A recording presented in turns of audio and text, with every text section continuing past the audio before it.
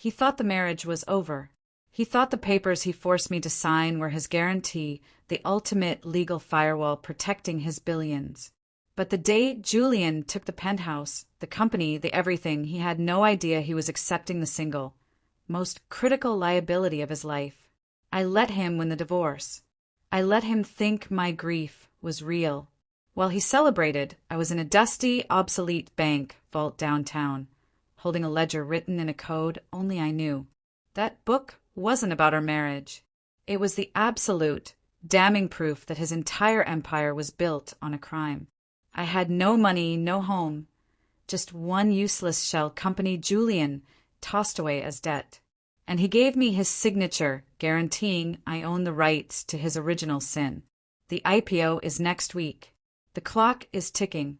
What happens when a man who took everything realizes the only thing you hid was the key to his complete, irreversible destruction? New York is a city that doesn't just ask for a price, it demands a soul. For 15 years, Julian and I had paid that toll, believing we were co-owners of the resulting empire. Our life, up on the 50th floor of that West Side tower, looked like the cover of a finance magazine. It was polished, cold, and utterly convincing. I was the silent partner, the one who saw the numbers before the analysts, the one who built the foundation while Julian took the bow. I loved the architect, but I worshipped the architecture. I remember the day I realized the structure was compromised. It wasn't a crack, it was a shiver, a misalignment in the otherwise perfect pattern. Julian came home late from a conference in Boston. He was tired, yes, but the exhaustion was too clean. The suit was immaculate, the tie perfect. There was no life residue on him, no hint of the struggle that comes with a late-night flight and endless meetings. Just stillness. And stillness in Julian's world meant control. I didn't confront him. Not then. A decade and a half of marriage to a man like Julian teaches you that confrontation is a novice's tool. Observation is the professional's weapon. I started watching the subtle shifts. The way his phone was suddenly face down, the new, intense focus on his private equity fund, the small, almost imperceptible closing off of his eyes when I asked a simple question about the day. I knew, the first time I saw the strange key card he thought I'd missed, that the financial betrayal wasn't the only kind he was executing. But what I hadn't yet realized was that the key card wasn't to a luxury apartment. It was the key to unlocking the truth about my value, the one he had suppressed for years. He started the divorce proceedings himself. Classic Julian, proactive, defensive, and certain of his victory. One Tuesday afternoon, the papers arrived, a stack of sterile documents delivered by a messenger who looked profoundly bored by the end of a long love story. I opened the file and saw the number, the settlement figure. It wasn't just low, it was an insult. It valued 15 years of my intellectual labor, my strategic insights, and my emotional support as less than the cost of his annual yacht maintenance. He wanted to give me the bare legal minimum, the New York equivalent of a handful of change, to walk away quietly. You see, my life became a courtroom drama I never signed up for. If you've ever been stripped of everything, you know the panic, the cold dread of realizing you're alone. If you feel that tiny knot of fear in your stomach right now, the fear of losing your own power, you need to be here for the rest of this. Hit that subscribe button right now. Don't think about it. If you don't, I want you to go into the comments and tell me why you're afraid to witness a real ending. Julian thought I would cry, that I would break. He was counting on the performance of a scorned woman. What he got instead was silence, a silence that, for the first time, was not subservience, but strategy. I signed the acknowledgement of receipt. I didn't call him. I called my own lawyer. And in that call, I didn't ask for a fair settlement. I asked for the schematics. Julian's team was led by a shark named Harrison, a man whose smile suggested he ate compassion for breakfast. My lawyer, Anya, was an old friend, sharp but initially skeptical of the monster I described. She saw the perfect husband and the solid financials. I had to convince her Julian was a chess master, not a victim. The first meeting was a brutal, orchestrated ballet. Julian sat across the table, radiating professional pity. He spoke in low, apologetic tones about irreconcilable differences, while Harrison laid out the numbers, all of them designed to minimize my contribution and maximize Julian's sole ownership of the core assets. The apartment, the cars, the majority interest in Ascendia Capital, all his. Angel, darling, this is the most generous offer we can make, Julian said, leaning forward, an actor playing the part of the reluctant ex-husband. It's enough for you to start a comfortable life, perhaps a boutique consultancy. You won't have to work. You won't have to work. That was the sting. He wasn't giving me freedom. He was giving me a gilded cage, confirming my irrelevance to his actual success. I looked him dead in the eye, and for the first time in years I didn't flinch. The comfortable life, the little consultancy, that's what you think I am. A minor, disposable asset. You will regret measuring me in dollars. Anya asked for the full, unredacted financial disclosure of Ascendia. Julian's face didn't move, but the temperature in the room dropped 10 degrees. Harrison cut her off instantly. That's proprietary information, protected by NDA and irrelevant to spousal assets. I watched Julian. He hadn't just taken the money. He had protected it with a firewall I hadn't known existed. The betrayal was deeper than infidelity. It was a premeditated financial execution. The next few weeks were a descent into the fine print. I spent 18 hours a day with Anya, poring over documents, tracing money flows, looking for the ghost of my contributions. Every night, I would return to the empty penthouse, now just a stage for Julian's impending triumph. I slept in the guest room, staring at the cityscape, feeling the cold weight of the entire city pressing down on me. The heartbreak wasn't about the loss of the man. The heartbreak was the loss of the belief in the partnership. The realization that every late night, every strategic decision I'd helped him frame, every worry I'd shared was a lie, a prop in his one-man show. One evening, while Julian was conveniently out of town, likely with the key card's owner, I did something I swore I never would. I bypassed the network security I had helped him design. I wasn't looking for proof of the affair. I was looking for the evidence he was shielding from Anya. I didn't find a single email, not a secret ledger, nothing. Julian's digital perimeter was flawless. He had wiped the slate clean. Julian hadn't just secured his assets, he had sanitized them. The perfection of the cover-up was the true insult. It meant he had been planning this erasure, for a very long time. It wasn't a sudden, passionate mistake that led to an affair.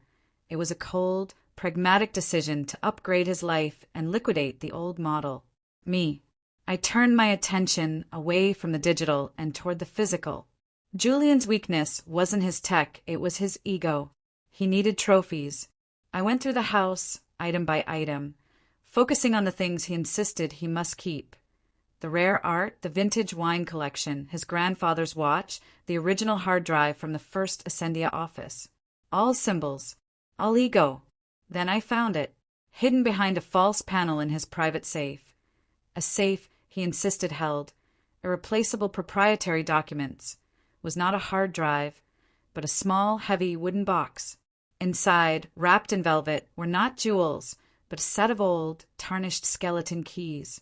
Keys to a safety deposit box in an obscure bank downtown, a branch Julian always referred to as obsolete. Why would a man who controls millions need the keys to an obsolete box? Julian thought the money was the variable I was after. He thought the house and the business were the core assets. But I realized Julian had only accounted for the assets he valued, not the assets he needed. That little wooden box, the obsolete keys. It was a loose thread that contradicted the entire flawless narrative he had built. And contradiction in a perfect system is weakness. Julian's arrogance in hiding the insignificant was about to be his most significant mistake. Anya advised me to push harder on the corporate financials, to force the disclosure. But I stopped her. No, Anya, I said. He's prepared for that fight. He expects it. We are going to let him win. She stared at me, astonished. Angel, he's offering you a pittance. He's walking away with your life's work. He is, I agreed. And he is going to think he has one. But Julian only values what he can see.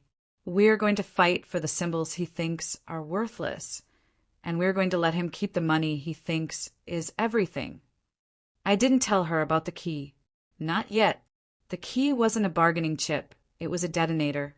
I needed Julian to feel safe, certain of his triumph. I needed him to sign the final papers, to legally, definitively own everything he thought I wanted. He had no idea that in taking the superficial spoils of war, the house, the company, the perfect image, he was actually taking a time bomb.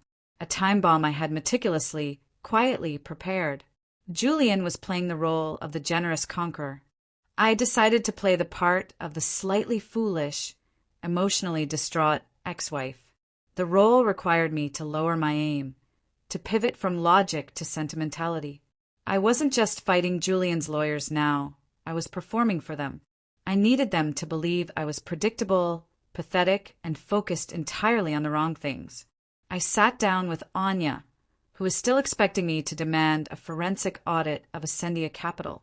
She had charts, projections, and a plan to depose Julian's CFO. I stopped her before she opened her briefcase. Anya, we are changing strategy, I told her, my voice unnervingly calm. We are no longer fighting for the equity in Ascendia. She blinked. Angel, that is $500 million. That is everything. It is everything he values, I corrected her. And he's prepared to bleed us dry to keep it. We pivot. We fight him on sentiment, on items he considers worthless but are legally required to be accounted for. The first item I targeted was his rare art collection. He had amassed dozens of early 20th century Russian paintings, pieces he'd bought strictly for tax purposes and prestige. He never once looked at them. But I knew his deep, visceral need to maintain the illusion of being a cultured, sophisticated collector. We demand the entire collection, I instructed Anya. No compromise. Frame it as the only true reflection of our life together, the emotional anchor. Anya, though skeptical, wrote it down. It was messy, human, and exactly what Julian expected from a woman he'd discarded. The second item was the real key, Legacy Tech. Legacy Tech was a defunct holding company, one Julian and I had established in our very early days, barely a year into Ascendia's existence. It had been used briefly for administrative tasks before being replaced by a slicker, offshore entity. For years, it had existed only as a minor corporate liability, costing him a few $1,000s annually in paperwork and regulatory fees. A nuisance. I want full, clean ownership of Legacy Tech, transferred immediately with zero remaining liability on Julian's side, I stated. I want to take that debt off his books. Frame it as me wanting to rebuild my consulting firm with a pre-existing corporate identity, however small. Julian's side accepted the offer within 48 hours. They didn't even haggle. Harrison's email back to Anya was dripping with condescension. Mr. Thorne is pleased to assist Ms. Thorne in her new, smaller endeavor. Given her emotional attachment to these unique assets, we are happy to accommodate. He saw the art and the debt. He didn't see the trap. He saw a sentimental woman choosing trinkets over treasure.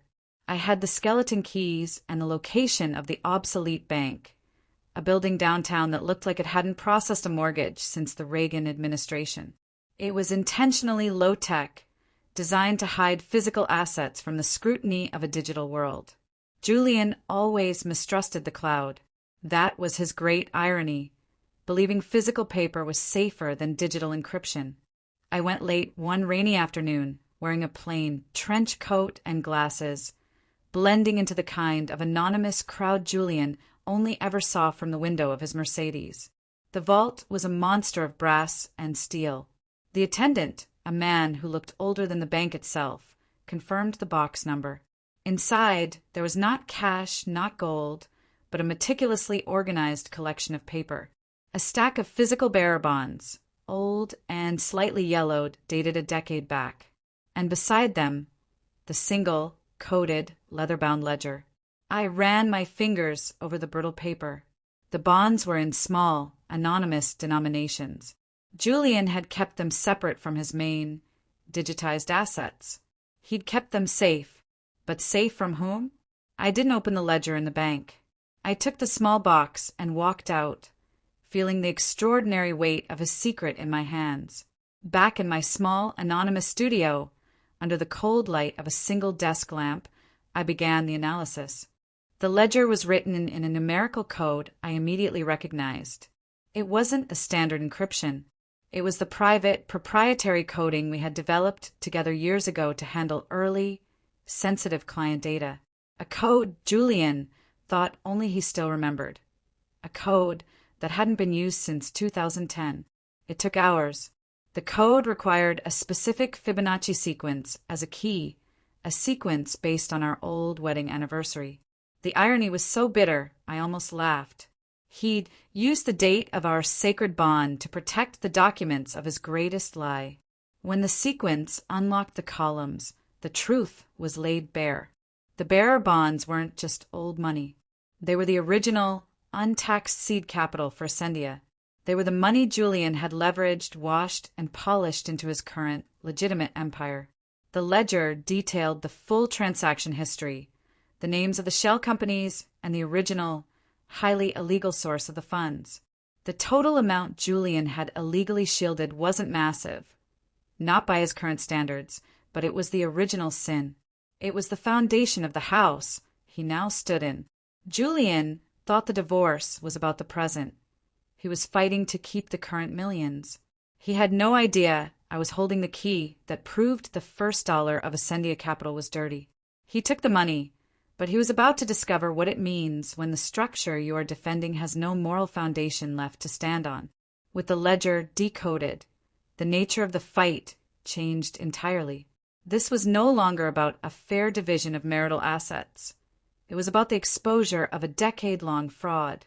Julian wasn't just a cheating husband. He was a criminal who had used me and the corporate entity we built as a shield.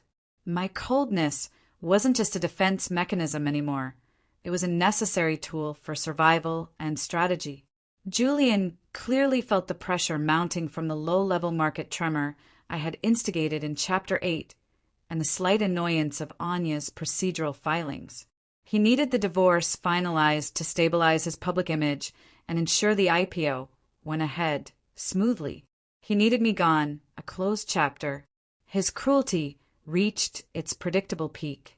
I received an email from Harrison stating that Julian required the penthouse immediately for business restructuring purposes and that I had 72 hours to vacate. It was an eviction notice masquerading as a legal demand. Then came the text, not through the lawyers, but directly to my old private number, a number he hadn't used in months. It's time to move on, Angel. I've already moved her in. Don't drag this out. Her. The woman who is now sleeping in my bed, walking through our rooms, enjoying the view I had helped pay for and design. The woman who was the physical manifestation of his final, open disrespect. I looked at the phone. There was no pain, no shock, just a profound, cold sense of clarity. The physical act of betrayal, the affair, had always been the shallowest part of his crime. It was distracting, emotional noise. I realized Julian was counting on this text to break my control, to send me scrambling into a desperate, emotional fight over the house, giving him the final win. I deleted the text. I didn't respond. The new tenant was irrelevant. The true target was his foundation. The final settlement meeting was a theater of Julian's triumph. Julian was expansive, relaxed, and dressed in a suit tailored for victory. Harrison had laid out the final papers, the pages thick with complex legal jargon designed to obscure the simplicity of the outcome. Julian gets almost everything of true material value. Julian pushed the pen toward me, a condescending gesture. It's done, Angel. Be reasonable. Take the art, take your little company, and move on. There's no fight left here. He got the $500 million company, the $20 million penthouse, the cars, the investments. I got the art collection, the paltry cash settlement that was the legal minimum, and full, clean ownership of legacy tech, the useless, debt-ridden shell company. He had signed away my right to his current fortune, but in exchange he had given me the single, critical tool I needed, the keyhole to his past fortune. I kept my face perfectly neutral. I gave him exactly what he wanted, the illusion of the silent, defeated woman. Julian signed his side of the documents first, a bold, triumphant scribble on every page, a man savoring the taste of absolute victory, the penmanship of a man who believes he has won. Then, just as Anya was reaching for the final document, I asked one final, mundane and utterly crucial question. I didn't look at Julian. I spoke directly to Harrison. "Harrison," I said, my voice low and steady, just to confirm the full and clean transfer of legacy tech. The agreement specifies that Mr. Thorne accepts all financial liability up to the date of signing, but then transfers all corporate liability, including any potential historical legal liabilities incurred by legacy tech, fully onto me. Is that correct?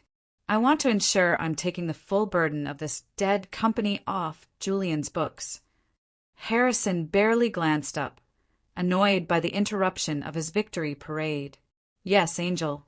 It's written clearly.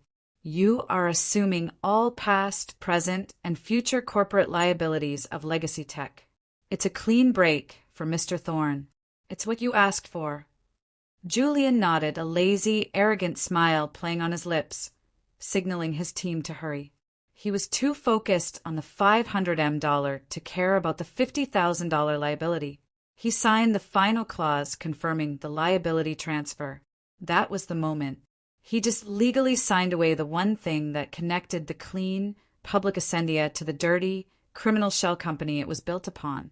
He confirmed under oath that any historical issue tied to legacy tech was now my problem to handle and legally my right to dispose of. Julian had just handed me the weapon, the coordinates, and the legal right to fire. I picked up the pen and, with a final, decisive movement, signed my name. It was the signature of surrender.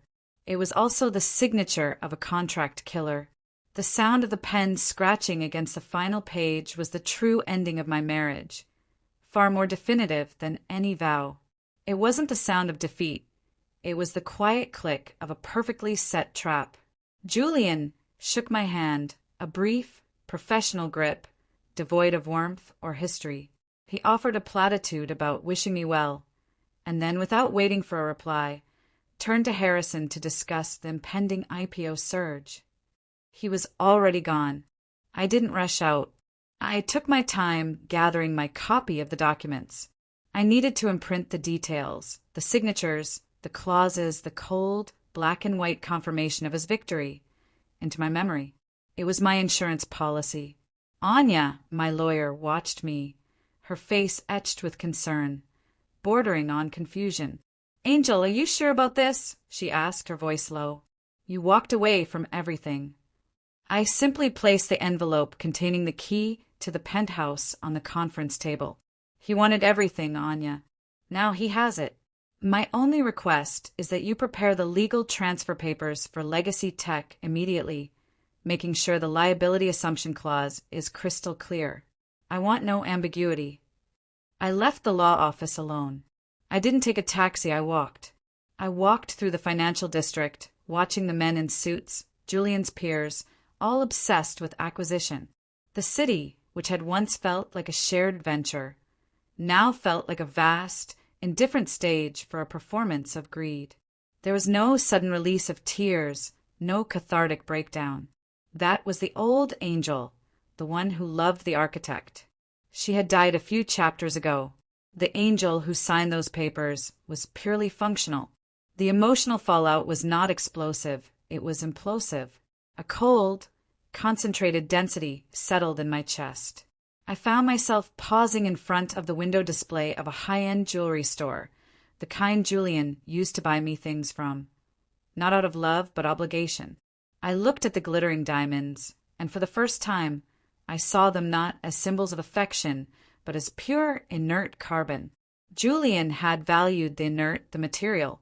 He failed to see the value in the active, the intellectual. He thought he stripped me bare.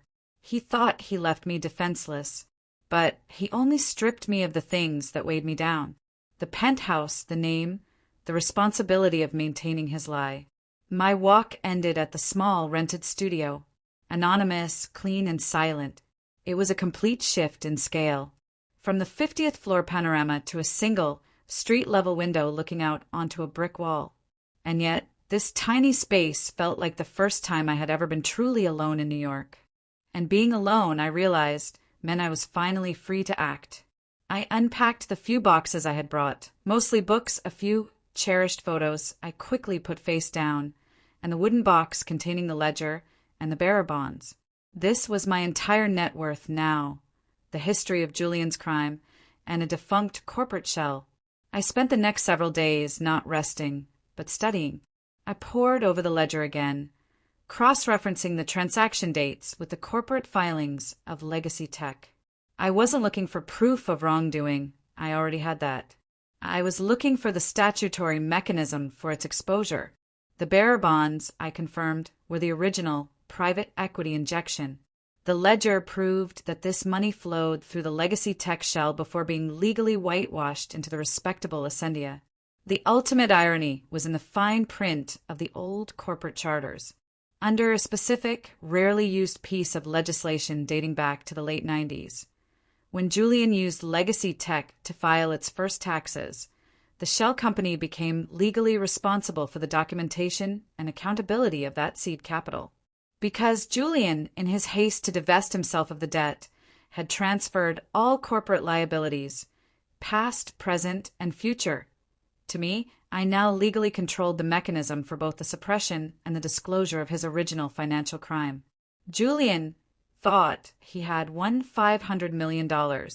He had actually just paid Angel a handful of trinkets to take legal custodianship of his criminal past. The cold, silent resolve solidified.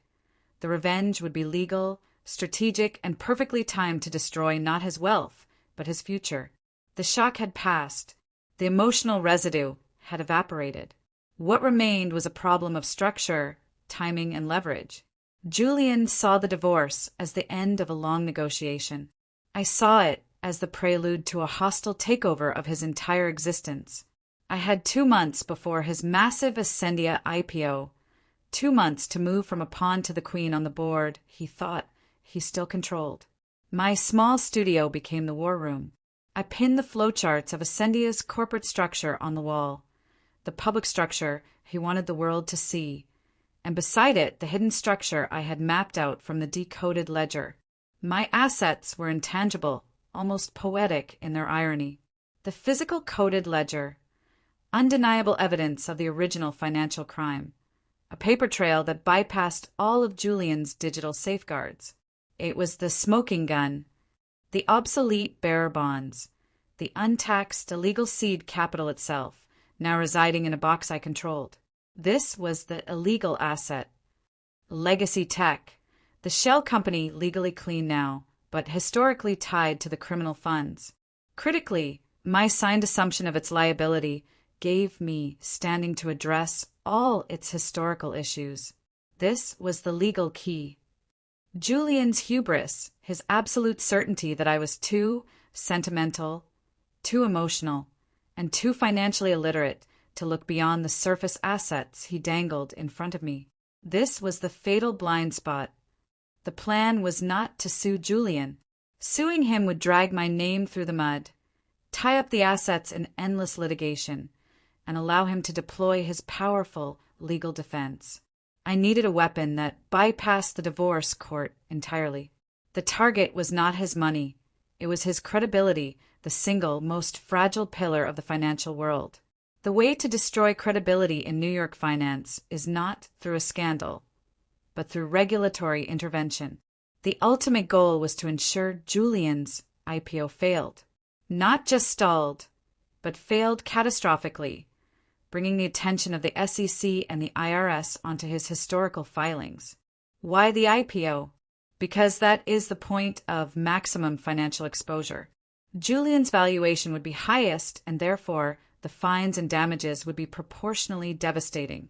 I needed to transform my disparate assets into a coherent, legal filing that could trigger a federal investigation without revealing me as the source. The solution lay in the financial incentive established by the government after the 2008 crash, the whistleblower program. I couldn't file as an anonymous citizen. I needed an entity. That's where Legacy Tech came in. I formally folded Legacy Tech into a new holding company I immediately incorporated, Phoenix Trust. The name wasn't sentimental, it was functional. Legacy Tech, with its historical liability to the seed funding, became the parent company of the clean, new Phoenix Trust. I had created a perfect firewall. I liquidated Julian's entire rare art collection. It fetched a clean, untraceable sum of several $1,000,000. This money wasn't for comfort. It was for hiring the only person who could execute the legal endgame, a specialist who knew the labyrinthine corridors of financial regulation better than anyone. I found him through a discreet contact in D.C., a highly inconspicuous, retired former Treasury agent named Elias Vance, who now worked as a private financial consultant under the pseudonym The Librarian. Elias had spent 3 decades hunting financial ghosts. He worked entirely on paper, demanded total anonymity, and communicated only through coded couriers. He loved systems and despised fraud. I sent the librarian the full package, the ledger, copies of the bearer bonds, and the new corporate filings of Phoenix Trust/Legacy Tech. I didn't ask him to sue Julian. I asked him to analyze the structure and determine the single, most efficient statutory violation that could be filed anonymously against Ascendia, using Legacy Tech's historical relationship as the legal basis. The librarian's initial response, delivered on a single encrypted card, was chillingly simple. Your ex-husband's structure is not fraudulent. It is merely built on an intentionally forgotten liability. We need to file the historical accounting discrepancy under Legacy Tech's authority. Your new corporation, Phoenix Trust, is the only party with the legal standing to authorize that filing. You own the mechanism of his self-destruction. The plan wasn't just working, it was legally unassailable. I had weaponized my silence and Julian's greed. A great chess player doesn't try to take the king immediately. They test the opponent's defenses, provoke a predictable weakness, and gain control of the board's key territories. Julian's board was Ascendia Capital, and his defenses were built on arrogance. It was time for the first test, a minor tremor, just enough to make him look up, but not enough to reveal the earthquake coming. The IPO date loomed a month away. Julian's entire focus was on the final valuation, the media buzz, and the pre-listing filings. His vision was elevated to the stratosphere. He wouldn't notice a disturbance in the dust below. I instructed the librarian, through Phoenix Trust, the legal face of Legacy Tech, to execute a small, perfectly legal investment maneuver. We didn't target Ascendia directly. Instead, we targeted a minor, publicly traded subsidiary that Ascendia used for internal debt structuring, a company Julian rarely paid attention to because it was complex and perpetually in the red. Using the small capital gained from the sale of Julian's art, Phoenix Trust strategically shorted a particular security that the subsidiary was heavily exposed to. The move was subtle, clean, and perfectly timed to coincide with a small, expected market fluctuation. The result: an unexpected 4% dip in the subsidiary's valuation over 2 days. In the grand scheme of Ascendia's billions, a 4% dip in a tiny subsidiary was nothing, a statistical blip. But in the highly controlled, manicured world of pre-IPO finance, it was a disturbance in the force. I monitored the financial news and Julian's internal communications through my remaining contact in the old firm, a mid-level analyst I had always treated with respect, unlike Julian. Julian's reaction was exactly as I predicted: annoyance, not worry. He didn't suspect a deliberate attack. He suspected incompetence. Julian sent a blistering email to his CFO, Harrison, and the subsidiary head. Find the incompetent idiot who caused this glitch. Fix it. I don't want statistical noise distracting from the IPO narrative. He never once looked at who made the short sale. He didn't see Phoenix Trust. He saw a random anomaly. He was looking for a current enemy, a competitor. He didn't think to look at the discarded relics of his past. I smiled. The trap was sprung, and Julian had walked right into the center of the room I wanted him in, focused on the current noise, oblivious to the historical structure. The librarian used the opportunity to confirm the legal Achilles heel. He reiterated that Julian had successfully shielded all his current financial dealings. The only way to pierce the Ascendia armor was through the single, original legal weakness, the corporate chain of title and accountability that linked the clean, modern company back to the dirty seed money. Julian's greatest victory in the divorce, the complete legal transfer of the useless legacy tech and its liabilities, was the key to his greatest vulnerability. The librarian explained the mechanism. We don't need a public confession, Angel. We need a legal filing of historical record that requires the signature of the responsible corporate entity. That entity is Legacy Tech. Because Julian signed the transfer documents, so completely, you, through Phoenix Trust, now possess the legal right and responsibility to deal with all historical documentation issues related to Legacy Tech's first year of operation. I realized Julian's ultimate, unforgivable oversight. He had signed the documents ensuring I took on the debt of Legacy Tech. But that debt, that liability, included the legal obligation to correct any historical accounting errors tied to the company's initial funds. In essence, Julian's own signature had legally mandated that I, the woman he had stripped bare, was the only person legally required and now empowered to expose his original financial crime to the world. He took everything, but he gave me the right to blow up the foundation. The first move was a whisper. The next needed to be a clear, audible tap on the window of Julian's certainty. The IPO was 3 weeks away. Julian's focus would be laser-locked on presenting an image of perfect, unassailable stability to the market. This was the window to introduce the first crack in the facade. Not a visible crack, but a flaw only regulators would recognize. My goal was to plant the seed of doubt, the one that would force the Securities and Exchange Commission, SEC, to slow down the regulatory approval process. A pause is a signal of weakness. In high finance, a signal of weakness is a self-fulfilling prophecy. I instructed the librarian to execute the next phase, a surgical, legal information leak. This was done not through the media, but through the regulatory filing system itself. We prepared a single, highly specialized document. It wasn't an accusation of fraud. It was a request for clarification regarding a minor historical discrepancy in the asset valuation methodology used by Ascendia during a specific quarter, the very quarter in which legacy tech seed funds were whitewashed. The query was filed anonymously through an obscure corporate consulting shell that the librarian maintained. It was written in the dry, tedious language of a junior compliance officer, making it look like bureaucratic self-correction. The beauty of the filing was its obscurity. It raised a legitimate, non-criminal question about past reporting methods, referencing a long-forgotten SEC rule. Initially, it would be dismissed as routine, but once filed, it was officially on record. And for an IPO, every record, however minor, must be addressed. This single piece of paper forced the SEC's compliance department to add one extra, small step to Ascendia's review process. They weren't investigating Julian for fraud. They were simply verifying a small historical detail. But that verification required time. Precious time Julian did not have. The small tremor in the market from Chapter 8 was forgotten, but the SEC's unexpected request for more documentation on the historical valuation methodology was not. Julian's team was infuriated. Harrison tried to sweep it under the rug, claiming it was frivolous. Julian, however, was visibly starting to fray. He was a control fanatic.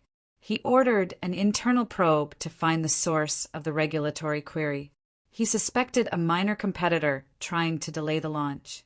He instructed his internal audit team to meticulously review all current client portfolios and recent transactions. He was searching for a breach in his present defenses, totally blind to the fact that the attack was coming from a historical filing, an obsolete company, and a corporate liability he had happily signed away months ago. I watched Julian's public anxiety play out on finance news channels. His composure was cracking. He was short-tempered during interviews. He was seeing ghosts, and they were all wearing expensive suits and holding current-day stock reports. I, the true ghost, was sitting quietly in my studio with my paper ledger. I decided to strike one final, deeply personal, and symbolic blow before the final detonation. I used Phoenix Trust to quietly finalize the purchase of a small, nondescript commercial property in Midtown. This property was a quiet coffee shop, the one where Julian first began meeting his mistress, the site of his emotional betrayal.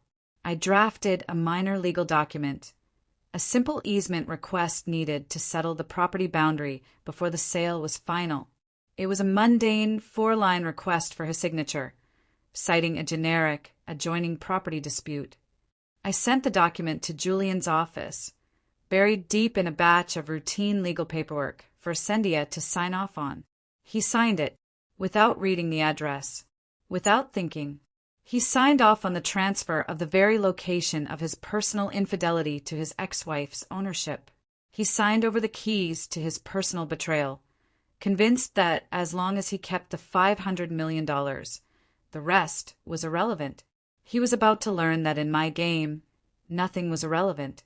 The silence was tightening, and the tension was becoming unbearable. I had assumed the original crime was merely tax evasion, a greedy, but ultimately financial, transgression. I had planned a revenge based on legal exposure and regulatory collapse. But as the librarian began to integrate the data from the coded ledger with public financial records, the full, sickening scope of Julian's ambition was revealed. The truth was far darker, changing the nature of my target from a mere financial fraudster to a calculated destroyer. The coded sequences in the ledger weren't just about untaxed income. They detailed a series of complex, highly aggressive short-selling and leveraged option trades executed in the days leading up to the official launch of Ascendia. These were not just high-risk, they were timed with impossible precision, suggesting prior, inside knowledge of a competitor's vulnerability. I worked with the librarian for 3 sleepless nights, comparing the ledger's proprietary trading log against public market data from 15 years ago. We found the anomaly, a massive, coordinated short attack on a venerable, mid-sized investment firm named Thorne and Company. The ledger didn't just record the illegal seed funding that launched our company. It recorded the trades that deliberately annihilated Thorne and Company. Julian had profited not just by bypassing the IRS, but by actively creating the conditions for a hostile, forced takeover that wiped out the competition. He didn't just hide money, he ruined a family business and absorbed their assets for pennies on the dollar to build his empire. The betrayal wasn't just to me. It was a vicious act of corporate murder, all shielded by the same legacy tech shell he later handed to me. My anger, which had been strategic, now became morally absolute. The goal was no longer merely to strip Julian of his wealth, but to ensure a total, public accounting for the people he destroyed. I found the name, Elias Thorne, not related to Julian, but the founder of the firm Julian destroyed. Elias Thorne, a respected figure in the industry, had lost everything in that forced liquidation. The ledger confirmed that Julian's initial untaxed seed money was used to execute the final, fatal blow against Thorne and Company. Elias had later suffered a massive stroke, and his family was ruined. I realized I wasn't fighting for a divorce settlement anymore. I was fighting for justice for a ghost. The target was no longer just his company, but his reputation and the public record. The ledger also contained small, personal notes, Julian's habit. On one page, detailing the final hostile takeover documents, he had scribbled a single, arrogant sentence. Thorne's son, Daniel, will never know what hit him. Daniel, Elias Thorne's son, a name I recognized instantly. Daniel Thorne was now a rising, ethical investigative journalist at a respected financial paper in the city. The strategy shifted instantly. Regulatory fines would hurt Julian, but journalistic exposure would destroy his legacy and connect the crime to the true victim. I would not file the whistleblower claim immediately. I would not use the SEC yet. I would give Daniel Thorne the story his father waited 15 years for.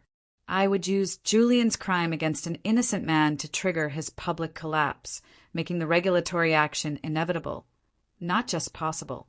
I had the legal key legacy tech, the evidence, the ledger, and now the perfect, morally motivated weapon, a journalist seeking justice for his own family's ruin. The timeline was absolute. The IPO was now only 2 weeks away. This was the moment of maximum pressure and maximum vulnerability for Julian. If the exposure happened too early, he would have time to clean up the mess. If it happened too late, the IPO would succeed, and the resulting financial shield would be impenetrable. The timing had to be precise, just before the final, irreversible regulatory approval.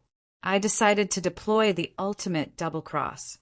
I would give the journalist, Daniel Thorne, everything he needed, but I would structure the delivery so that Julian would initially suspect the attack came from the regulators, not a reporter, ensuring his legal team focused on compliance, not public relations. I didn't contact Daniel Thorne directly. No phone, no email, no digital trace. I used the librarian's network to deliver an untraceable physical package to Daniel's office. It was a slender manila envelope, completely anonymous, delivered by a civilian courier who knew nothing of the contents. Inside, there were only 3 items: a perfectly scanned copy of the coded ledger with all the key historical trades and transaction IDs highlighted, a meticulously organized flowchart detailing the corporate sequence, the original illegal funds, legacy tech, Ascendia Capital, a short, typewritten, and signed letter that simply stated, "Look into the corporate liability records of Legacy Tech, 2010. The truth of Thorne and Company's collapse is in the legal fine print now owned by its successor entity." The letter provided just enough legal jargon to compel Daniel Thorne, the journalist, the son of the victim, to investigate the corporate record. It was a historical research project, not a leak. It forced him to connect the dots himself, making the resulting story legally unassailable and giving it the power of a journalistic exposé, fueled by personal truth. Daniel Thorne, driven by the memory of his father, followed the breadcrumbs. He quickly confirmed the corporate link between the defunct Legacy Tech and Ascendia's early days. The legal records pointed directly to Phoenix Trust, the new entity that had absorbed Legacy Tech's liability. He contacted my lawyer, Anya. Anya, who had been briefed meticulously by the librarian and me, played her part perfectly. When Daniel asked about the historical liability and the transfer, Anya gave a clean, honest, but strategically incomplete answer. Phoenix Trust is the legal successor to Legacy Tech and is in full compliance with all current regulatory requirements. We cannot comment on the historical financial decisions made by previous management, but we are fully prepared to cooperate with any official inquiries regarding the transfer of corporate liability. She didn't deny the history existed. She simply confirmed her current legality and, crucially, confirmed that the responsibility for that history now rested with her company, the company Julian had signed away. Daniel Thorne published the story 48 hours later. It wasn't a reckless headline. It was devastatingly factual. The headline was not "Julian Thorne is a criminal," but "Questions raised over Ascendia Capital's historical seed funding, corporate structure under scrutiny." The article detailed the anonymous historical SEC filing query, which Julian had dismissed as a glitch, and the sudden, suspicious reappearance of the long-defunct Legacy Tech in Ascendia's chain of title. It wasn't an accusation of guilt. It was an accusation of unacceptable risk and opacity right before an IPO. The market reacted instantly, not because of Angel, but because the foundation of Julian's credibility had been legally questioned by a journalist with verifiable sources, the public records. The IPO was not cancelled, but the underwriters, suddenly spooked by the risk of massive future fines, formally requested an indefinite pause on the listing. Julian's victory celebration turned into an emergency crisis meeting. He was blindsided. He searched frantically for the leak among his current employees, screaming at his CFO about regulatory negligence. He had no idea the poison was working its way up from the very roots of his empire, roots he had willingly handed over to the woman he scorned. The pause of the IPO was not merely a delay, it was a cardiac arrest for Julian's public image. The financial world runs on confidence, and Daniel Thorne's article had introduced the fatal antivenom: doubt. Julian's greatest fear had always been exposure, and now the sunlight was starting to find the corners of his immaculate structure. I watched the unfolding events with the clinical detachment of a scientist observing a chemical reaction.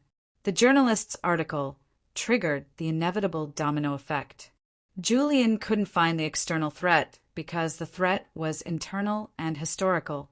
He was in a panic, pouring millions into his current legal team, ordering frantic, costly internal audits that focused solely on recent transactions. The regulatory bodies, primarily the SEC and the IRS, were now forced to act. The public scrutiny demanded a response.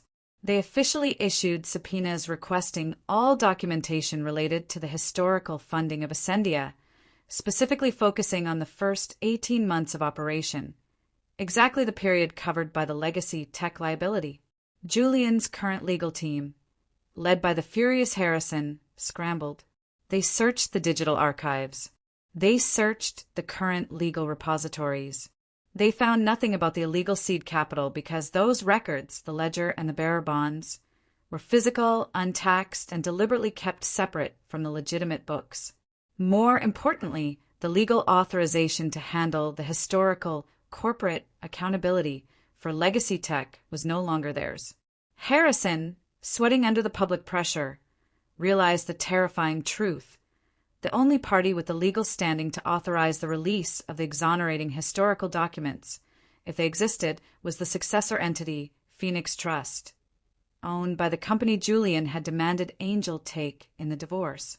Julian's desperation became palpable. He had been stripped of his defense, not his assets. He still owned the multi-million-dollar penthouse, but the title was tainted. He still owned Ascendia, but the value was plummeting as investors pulled out, fearing a massive regulatory fine. He had all the symbols of wealth, but no actual power. The irony was perfect. Julian took everything: the house, the core company, the money, but he signed away the legal defense of the foundation of his company. Angel, through Phoenix Trust, now legally owned the only entity that could authorize the release of the exonerating historical documents, or, more accurately, the only entity with the legal right to confess to the historical discrepancy. I sat with the librarian and signed one document, a statement filed by Phoenix Trust to the SEC, acknowledging the corporate chain of title and confirming that Legacy Tech had indeed handled the original seed capital, and that all historical discrepancies are currently being reviewed by its new custodian. It was a confession wrapped in a legal clarification, pointing the regulatory bodies directly toward the crime. Julian's stock plummets further as the SEC opens a formal inquiry. He is served with an initial, personal investigative summons. The humiliation is total. The man who valued control above all else has lost it all to a piece of paper he deemed worthless. Then the inevitable happened. Julian called. Not Harrison, not Anya, but me. The phone rang in my small, quiet apartment. Julian's name flashed across the screen. The sound was frantic, demanding. I watched it ring, a final, beautiful symphony of his collapse, and let it go to voicemail. I didn't need to hear his fear. His silence was already speaking volumes. He tried to contact me multiple times, calls, emails through third parties, desperate pleas to Anya. I held the line, no communication outside of a structured, single meeting. I knew what Julian wanted, a desperate bargain, a moment where he could use his charisma or, failing that, his aggression, to regain control. I would give him the meeting, but I would control the stage, the script, and the lighting. I dictated the terms. The meeting would be the following day at 10 a.m. The location: the small coffee shop in Midtown, the very property I had recently acquired under Phoenix Trust, the site of his betrayal. Julian, blinded by the crisis engulfing Ascendia, didn't recognize the address. He simply saw a neutral venue. When Julian walked into the coffee shop, he didn't look like the man who had signed the divorce papers. The expensive suit was rumpled, the tie was loose, and the arrogance had been replaced by a thin veneer of panicked desperation. He had bags under his eyes. He looked exhausted from fighting ghosts. I was already seated, nursing a simple black coffee. I hadn't dressed for a confrontation, but for a routine business meeting. A crisp white shirt, minimalist jewelry. I was the picture of detached composure. He looked at me, searching for the old weakness, the old pain. He found only silence. "Angel, stop this," he began, his voice low, a forced effort at reconciliation. "You've made your point. You've hurt the IPO. It's over. Let's clean this up before the SEC throws both of us in jail." He slid a document across the small table. It was a proposal promising to reinstate the original divorce settlement, plus a staggering bonus, in exchange for one thing: a signature from Phoenix Trust authorizing the immediate release of Legacy Tech's historical accounting records to the SEC, proving the funds were legitimate. "Take back the house," he pleaded, the desperation finally breaking through. "Take Ascendia. I'll give you whatever you want. Just sign the authorization, Angel. You're destroying both of us. You have no idea what they'll do to you if they think you're covering up an illegal shell company." He was still trying to scare me, to leverage the lie. He was still focused on the money and the current threat, not the truth. I slowly picked up the document, read the header, and then calmly tore it in half. I finally spoke, my voice pitched just above a whisper, making him lean in, forcing him to listen to every word. "You took everything, Julian. You left me with nothing but a signature on a useless company. And in doing so, you took the one thing you couldn't afford to lose, the key to your past." I leaned forward, my eyes meeting his, freezing him in place. "There is no authorization to sign, Julian. Your empire was built on a crime against an innocent man. My signature merely allowed the sunlight to find the roots. I don't need a bonus. I own your crime now. And I don't want the house. I already own the ground we are standing on." I stood up, signaling the end of the meeting. "Go and face the truth you created. I am done." Julian was white, sputtering threats that trailed off into pathetic shouts as I walked toward the door. But as I reached the exit, a young woman, chic, expensive, and immediately recognizable, walked past me and headed directly toward Julian. It was the woman from the text message, Julian's mistress. Julian's face went from desperation to utter shock. "What are you doing here?" he hissed. But she wasn't there for him. I had one final, invisible domino.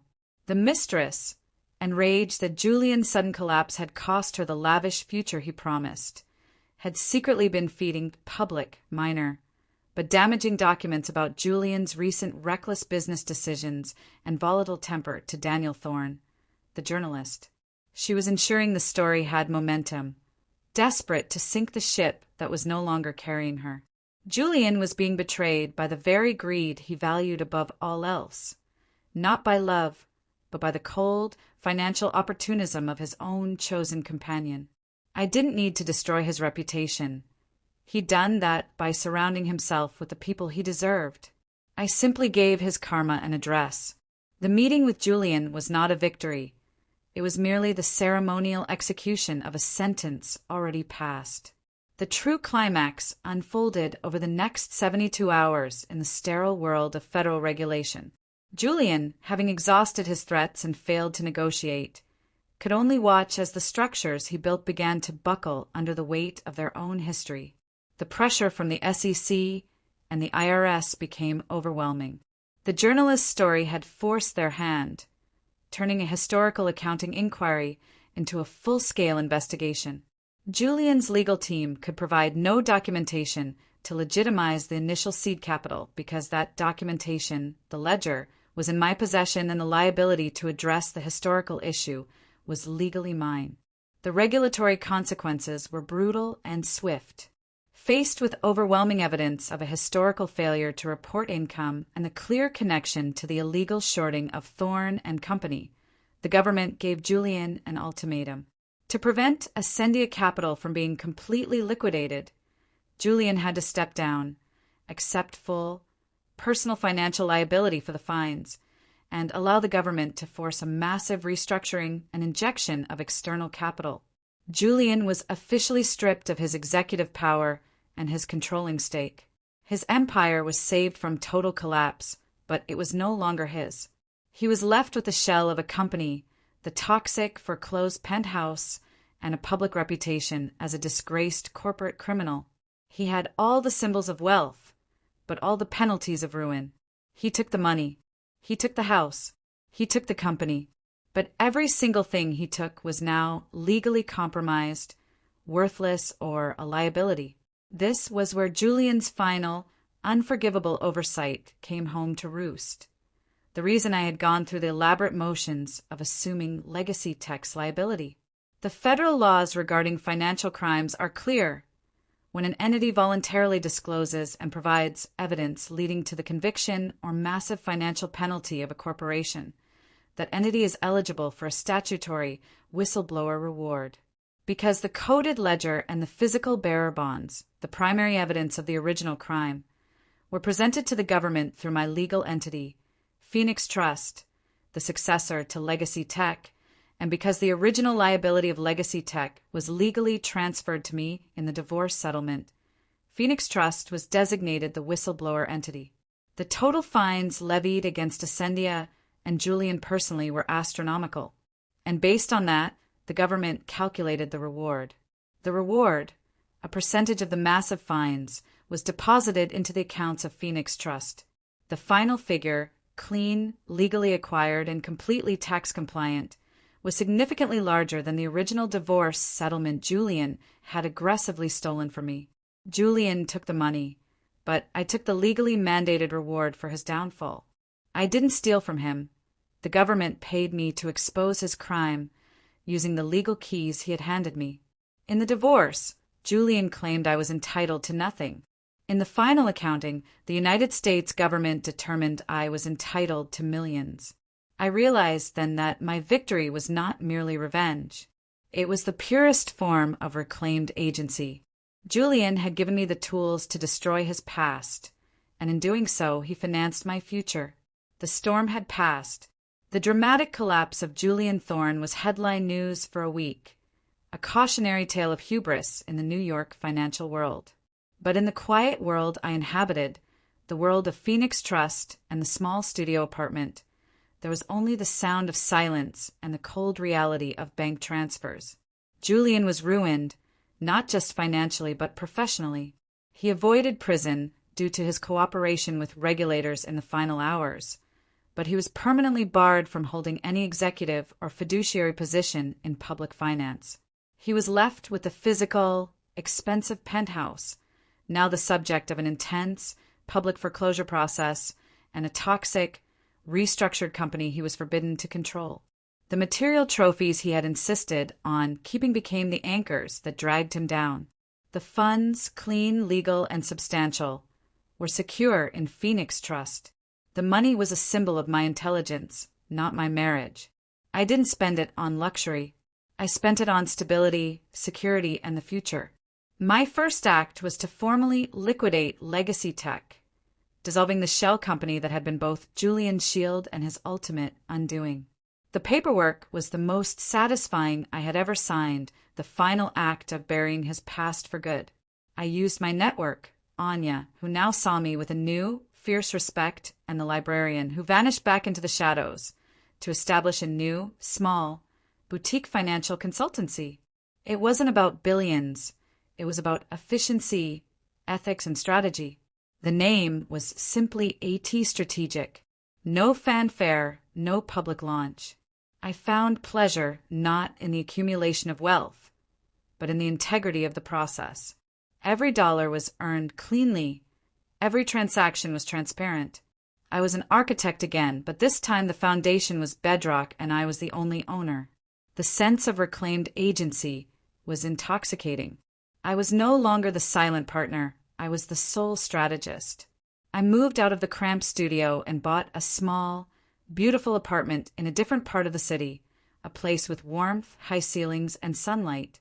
It wasn't a penthouse, it was a home.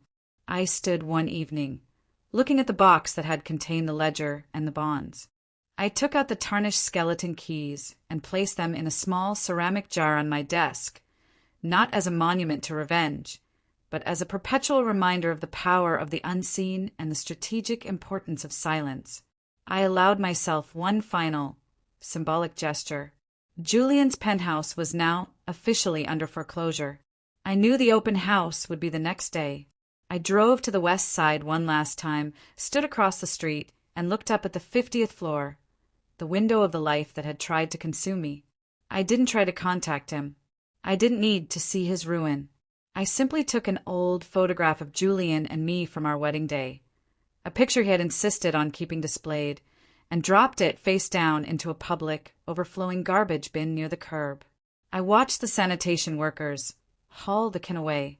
The marriage, the betrayal, and the toxic memory were now public refuse. I drove away, leaving him with the empty trophies and the tarnished crown.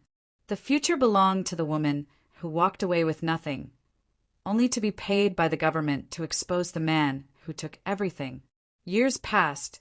The financial world, with its short, frenetic memory, eventually moved on from the Ascendia collapse. Julian became a footnote, a case study in regulatory failure and corporate arrogance. He was, to my knowledge, living a small, desperate life defined by his immense, unforgivable debt and the public record of his disgrace. I never sought contact, and he never dared attempt it. I sat often in my new, sunlit apartment, watching the city not from above, where Julian reigned, but from the ground, where the real work happens. I realized that the core lesson of the entire ordeal wasn't about revenge. It was about value. Julian thought victory was a signature on a contract. He measured value in market caps, square footage, and annual bonuses. He thought power was taking the most valuable asset. But true power is knowing what the enemy values and, more importantly, knowing what they are so arrogant they dismiss. He took the money, the house, the core company, all the things he could touch, control, and display. He had no idea that in his greed, he was actually taking the liability of his own past, handing me the legal authority to expose his very foundation. He saw a debt-ridden shell company. I saw a statutory loophole. He saw a sentimental ex-wife. He missed the strategist. The greatest weapon is not the loudest demand, but the quietest, most perfectly timed piece of paper. The most cinematic endings don't involve shouting. They involve the cold, perfect sound of silence after the dominoes fall. My new life was defined by that quiet. A.T. Strategic grew steadily, built on the reputation for meticulous compliance and unerring insight. I specialized in what Julian feared most, cleaning corporate foundations and ensuring future legality. I was using my knowledge of his crimes to build an ethical counter-empire. I took those old skeleton keys, the keys to the obsolete bank box, and had them mounted in a simple glass display on my desk. They weren't a trophy of war. They were the physical manifestation of the most profound lesson. The things the powerful disregard are often the things that can destroy them. Julian demanded I be worthless. I proved I was priceless. He sought to silence me. My silence became the loudest weapon. He left me with nothing, and in that vacuum I built everything. New York is a city that demands a soul. I gave Julian mine for 15 years. When I walked away, I didn't take it back. I sold it for his own destruction. And I used the proceeds, the whistleblower reward, the legal price for his downfall, to buy myself a new one, a quiet one, an empowered one, that is the only kind of success that truly lasts. You have now seen the final, cold ending of Angel's story. You have witnessed how quickly everything can shift from security to absolute chaos when ambition outweighs morality. If you have listened to this entire story, you have invested your time in the idea that quiet power and strategy always win. Don't let your investment fade. Do not click away without subscribing to ensure you never miss a lesson in silent power. If you leave now, you're admitting you prefer the easy lie of immediate chaos to the difficult truth of slow, calculated triumph. And if you truly won't subscribe, tell me below, what part of Angel's cold, calculated victory made you afraid to commit?